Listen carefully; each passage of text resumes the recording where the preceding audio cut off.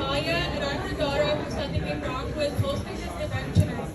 And Yasser uncle, I just have two questions regarding education, and hopefully I can get my answers tonight.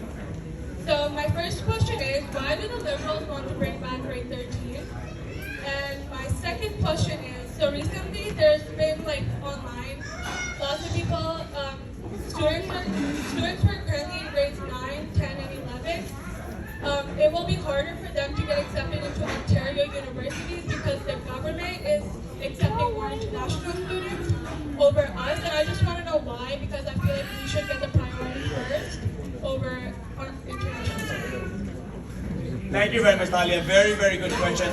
So, first question, I will not bring grade 13. Okay?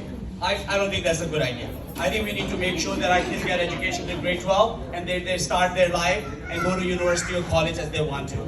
I think there's other ways we can support our students. I know pandemic has been difficult, but bringing grade 13 back is not going to help with that. So we want you to get higher education as quickly as possible.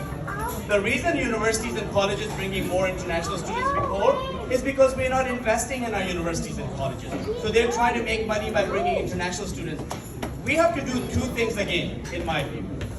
One, we need to invest in our universities and colleges because we live in a society now where university or college education is the bare minimum. Remember, it used to be high school? Well, high school is not good enough anymore. We live in a globally competitive world, and we need to make sure that all our youth are able to go to university and college. The second thing we have to do is we have to make that education affordable for you.